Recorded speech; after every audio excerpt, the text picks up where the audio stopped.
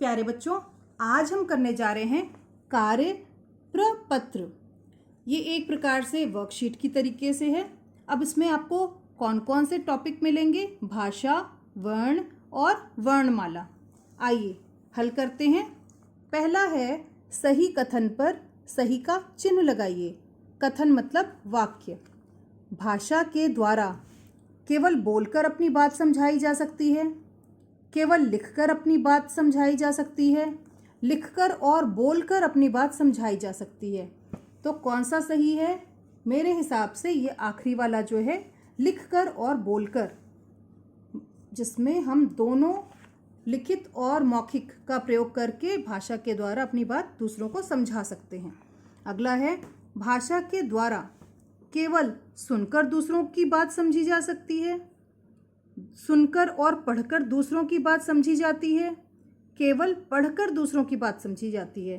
तो बच्चों, इसमें सुनकर और पढ़कर दूसरों की बात समझी जाती है, तो ये दूसरा वाला सही हो जाएगा। अगला है खाली स्थानों में सही शब्द लिखिए। अच्छा, आपके लिए यहाँ पर सहायक शब्द भी दिए हुए हैं। भाषा के मौखिक, डैश और सांकेतिक 3 रूप होते हैं। तो मौखिक, लिखित, यहाँ आ जाएगा लिखित। मौखिक, लिखित, सांकेतिक। ठीक है। पशु पक्षियों की बोली डैश का विषय नहीं है, तो व्याकरण का विषय नहीं है।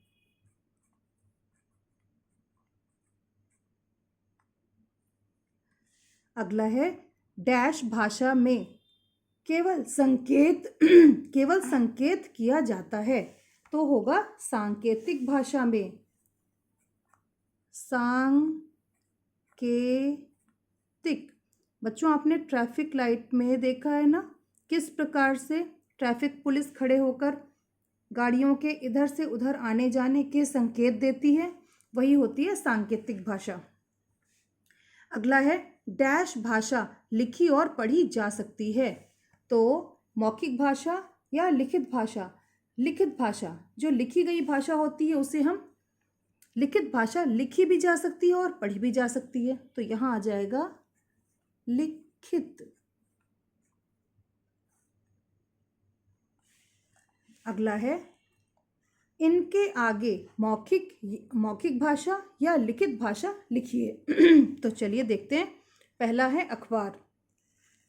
अब बच्चों, आप जैसे ही अखबार का नाम सुनेंगे या पढ़ेंगे, आपको लगेगा कि ये लिखित भाषा है, लेकिन अखबार जो है वो लिखित भाषा होगी, मौखिक नहीं होगी। आपको मौखिक लगेगा, लेकिन ये लिखित होगी। मैं उसका कारण बता रही हूँ बच्चों। देखो, आपको लग सकता है कि अखबार जो है वो मौखिक होगा क्योंकि हम पढ़ते हैं उसको, लेकिन ये लिखित क्यों होगा? क्योंकि अखबार को पहले लिखा गया है, पहले छापा गया है और उसके बाद हम पढ़ते हैं। तो कोई भी छापी गई वस्तु अगर हम पढ़ रहे हैं तो वो लिखित भाषा होगी। ठीक है बच्चों, ध्यान रखेंगे।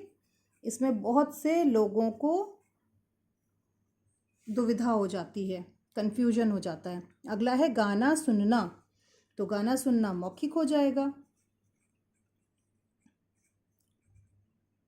मौखिक भाषा। अगला है फिल्म देखना, तो फिल्म देखना भी मौखिक भाषा का उदाहरण है।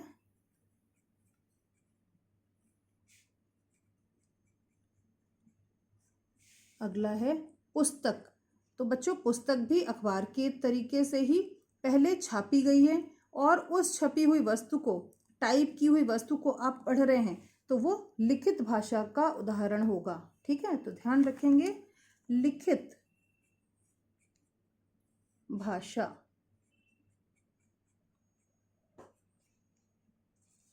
अगला देखते हैं। अगला प्रश्न है जो सही है उसके आगे सही चिन्ह लगाइए। बोलते समय मुख से ध्वनियां निकलती हैं, सही बात है। प्रत्येक ध्वनि का एक चिन्ह होता है, ये भी सही बात है। वर्ण केवल एक प्रकार के होते हैं, नहीं, ऐसा तो नहीं है। ध्वनियों के चिन्हों को वर्ण कहते हैं। जो ध्वनि निकलती है, जो साउंड्स होती हैं, उनको वर्ण कहते हैं। ठीक है, बिल्कुल सही बात है। भाषा के वर्णों को ही वर्णमाला कहते हैं। हाँ, सही बात है। भाषा में जो वर्ण होते हैं उनको जो हम क्रमबद्ध तरीके से, व्यवस्थित तरीके से लिखते हैं, वही हमारी वर्णमाला होती है। अगला है, खाली स्थानों में अगला स्वर लिखिए। अ, आ, इ, ई, उ, ऊ, ऋ, ए, ओ, औ। अगला है, खाली स्थानों में अगला व्यंजन वर्ण लिखिए। क, ख, प, फ, प, फ, ब। तो यहाँ ब आएगा। आपको ऐसे उच्चारण करके देख लेना है। य, र, ल, व ऐसे होता है, तो य, र। ट, ठ, ड, ढ, तो यहाँ पर ड आएगा, ड से डलिया वाला। त, थ, द, ध, न। श, श, स। अगला है बच्चों, संयुक्त व्यंजन लिखिए। अब क और श मिलके बनता है ये संयुक्त व्यंजन। त और र, त्र। ज और इया, ज्ञ। श और र, श्रुतलेख वाला श। इन शब्दों में आए व्यंजनों को अलग करके लिखिए। ये तो बहुत ही आसान है। र, जमा, म, जमा, न। व्यंजनों को ही अलग करना है, क्योंकि मात्राएं तो दी ही नहीं है। स, र, ल, सरल। श, र, न, शरण। क, म, ल, कमल। तो बच्चों, आज हमने एक छोटी सी वर्कशीट हल की है। आज के लिए बस इतना ही। धन्यवाद।